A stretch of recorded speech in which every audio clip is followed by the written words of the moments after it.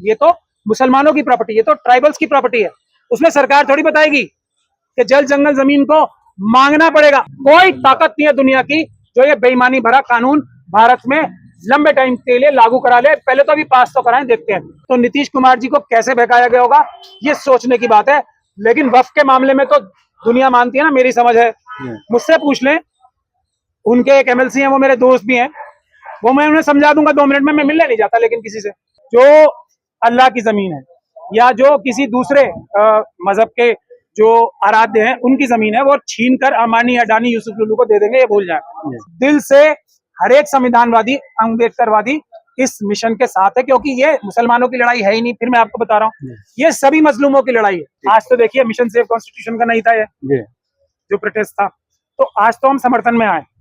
जिस दिन हम कॉल देंगे, फिर किसने दूध पिलाया जो संविधान के खिलाफ, किसकी माँ ने दूध पिलाया, हम भी देख लेंगे। जो संविधान के खिलाफ एक व्यक्ति को भी बाहर कर दे, और हम तो परमिशन मिली रहते हैं। मैं तो ओपनली कह रहा हूँ, क्योंकि परमिशन कानूनी हिसाब से यहाँ चाहिए नहीं होती है। नीतीश कुमार जी को बहुत बड़ा धोखा दिया गया है कोई, अगर वो ईमानदारी से बात कर रहे हैं। अगर ईडी सीबीआई के डर से बात कर रहे हैं तो वो दीगर बात है। उनकी सरकार के ऊपर सबसे बड़ा खतरा है इस वक्त नीतीश कुमार जी की। अगर मशीनों से चुनाव हुए बिहार में, इसलिए हम बिहार में बड़ा आंदोलन लॉन्च कर रहे हैं।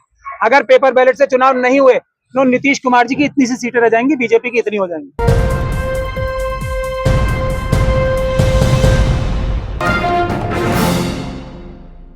इस वक्त हम मौजूद हैं जंतर मंतर पर। All India Muslim personal law board ने आज वक्फ तरमीमी बिल के खिलाफ एक प्रोटेस्ट की कॉल की थी, जिसमें तकरीबन तमाम अपोजिशन की पार्टियां शामिल हुई और अपना समर्थन दिया है कि अगर ये बिल पास होता है, आता है, टेबल होता है, तो उसका पूरी तरह से विरोध किया जाएगा। हमारे साथ सीनियर एडवोकेट हैं सुप्रीम कोर्ट के महमूद पराचा साहब, क्या मानते हैं, कामयाब रहा धरना?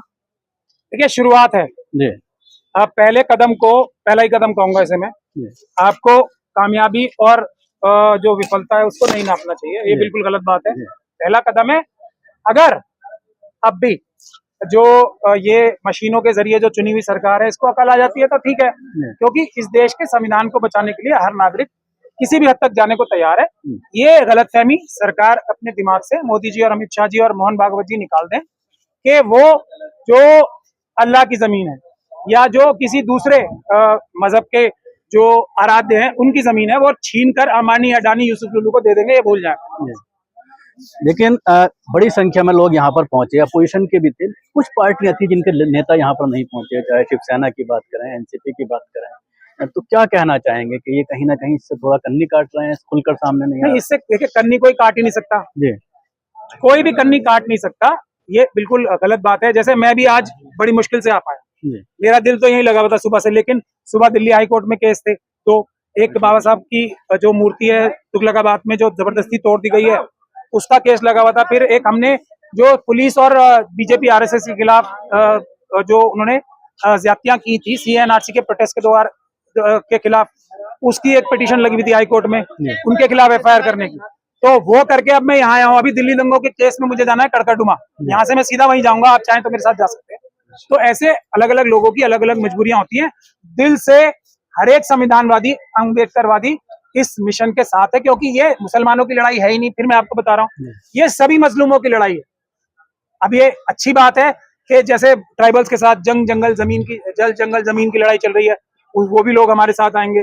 जो शेड्यूल कास्ट कम्युनिटी की जो जमीनें 1980 में मिली हुई थी, वो भी छीन ली सरकारों ने। अभी योगी जी का तो आपको पता ही है ना, डीएम को ही दे दी वो, कि पहले होता था कि परमिशन लेनी पड़ेगी, बेच ही नहीं सकता कोई, शेड्यूल कास्ट कम्युनिटी की जमीन है, अब वो डीएम को दे दी इजाजत के, तो आप उसको बिकवा दो। तो सारे डीएम मिलके, ज्यादातर डीएम, सारे तो नहीं कहूंगा, उसमें बेईमानी करके शेड्यूल कास्ट कम्युनिटी की जमीनें चुरा रहे हैं। ये मकसद है सरकार का और कोई मकसद नहीं है। आपको समझना चाहिए, सबके खिलाफ है, मुसलमानों के खिलाफ नहीं है। सिख कम्युनिटी के लोग भी यहाँ पर आए थे और उनका कहना था कि हमारी प्रॉपर्टीज पर भी इसी तरह से कब्जा किया जा रहा है।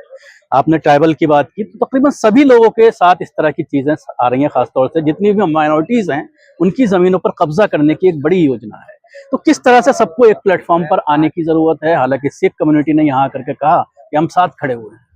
नहीं, इसका एक मैंने इसीलिए 16 जो पॉइंट्स का एक प्रपोजल बनाया है, जो सभी के लिए मॉडल साबित करने के लिए मैं बोल रहा हूँ, जिसमें हर एक मजहबी या जो दूसरे माइनॉरिटी, और आपने सही कहा, संविधान से पहले माइनॉरिटी में शेड्यूल ट्राइब भी आते, संविधान की सारी डिस्कशंस में। तो और ओबीसी भी है एक तरह से, उनके साथ भी ज्यादती हो रही है। उनकी जमीनें भी अभी उनको थोड़ा ख्याल नहीं आ रहा है, उनकी भी सारी जमीनें चुराई चुके हैं।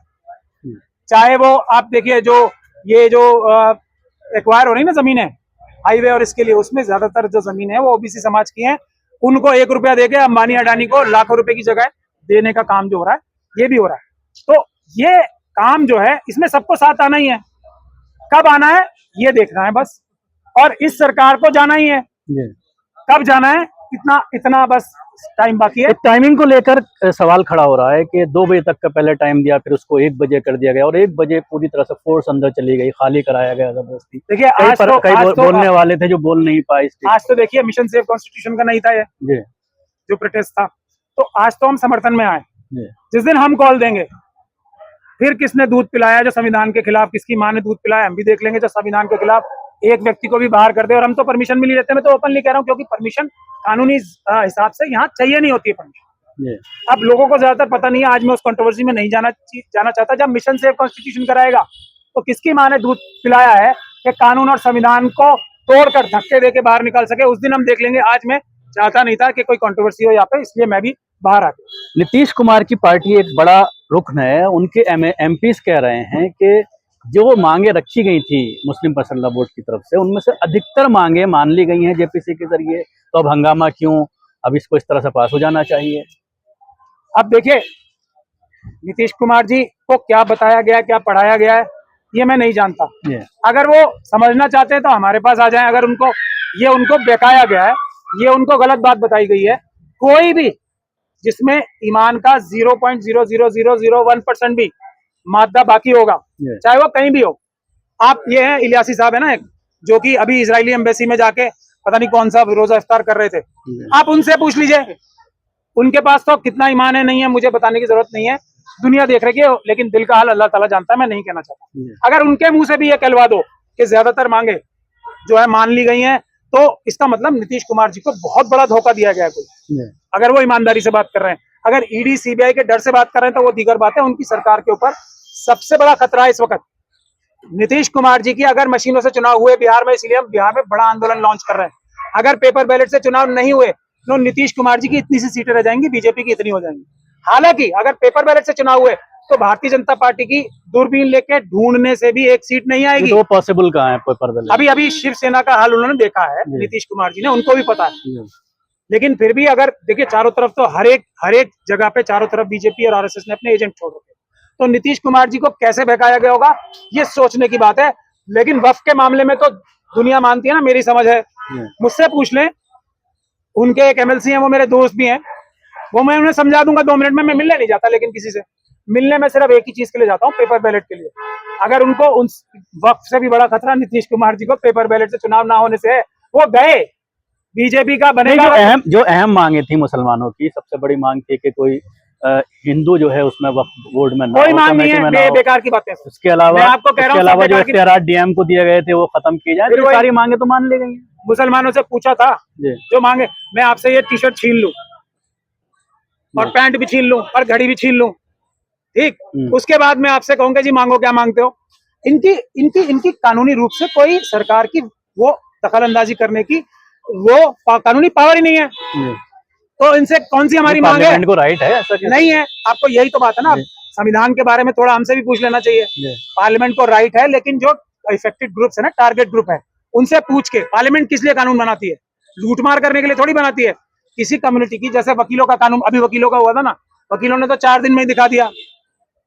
लेने देने की बात ही खत्म होगी ना वहां, तो वो ऐसे फाड़ा और ऐसे डस्टबिन में डलवा दिया वकीलों ने। वही बात है। अब वकीलों से तो पूछोगे, वकीलों को बेहतरी कैसे चाहिए कानून में, मुसलमानों से पूछ के हम बताएंगे ना। वो मैंने पब्लिक डोमेन में डाल रखे 16 पॉइंट वाला वक्फ एक्ट हम लाएंगे, क्योंकि ये हमारा संवैधानिक हक है। सरकार की जरूरत नहीं है इसमें, सरकार को वो करना ही पड़ेगा। अगर हम ये कहें कि सड़कें कैसी बननी चाहिए, अगर हम ये कहें कि विदेश नीति कैसी बननी चाहिए, उसमें हमारा मांग और ना मांग हो सकती है। ये तो मुसलमानों की प्रॉपर्टी, ये तो ट्राइबल्स की प्रॉपर्टी है। उसमें सरकार थोड़ी बताएगी कि जल जंगल जमीन को मांगना पड़ेगा। अभी अडानी से हमें मांगना पड़ेगा कि जो वो जंगलों में जो वो लूट मार कर रहे हैं, वो हम मांगेंगे उनसे। ट्राइबल्स, शेड्यूल कास्ट कम्युनिटी की जगहें जो है वो डीएम आज यूपी में बेचने का अधिकार दे दिया। शेड्यूल कास्ट कम्युनिटी इनसे मांगेगी उन्हीं की जगह, मांगेगी। जी। तो हमें अपनी सोच दुरुस्त करनी पड़ेगी। कोई भी कदम उठाने से पहले सबसे महत्वपूर्ण कार्य ये है कि हम जंजाल में फंस जाते हैं, जो हमारे खिलाफ साजिश होती है ना, उस झूठ के जंजाल में हम फंस जाते हैं। सरकार से मांग रहे हैं, सरकार हमारी नौकर है, प्रधानमंत्री जी हमारे नौकर है, हम मांगेंगे उनसे, और वो भी उनका सब्जेक्ट नहीं है, सब्जेक्ट हमारा है। तो प्रधानमंत्री जी जिस दिन वक्फ के बारे में जान लेंगे, हम उनसे मांगना शुरू कर देंगे। पहले वो जान तो ले किसी चीज के बारे में, ज्यादा उम्मीद यही है कि इस सेशन में पास कर लिया जाएगा। फिर पास करने से कुछ हो जाता है? क्या क्या पास नहीं हुआ बताओ आप? SC/ST एक्ट पास हुआ था, वापस हुआ चेंज। सुप्रीम कोर्ट ने जजमेंट की थी, मैं तो बता रहा हूँ ना, सुप्रीम कोर्ट ने जजमेंट पास की थी, सरकार ने कानून बना के विड्रॉ किया। बना लो झूठा कानून, बदलेगा, हौसला नहीं छोड़ना। कोई ताकत नहीं है दुनिया की जो ये बेईमानी भरा कानून भारत में लंबे टाइम के लिए लागू करा ले। पहले तो अभी पास तो कराएं, देखते हैं।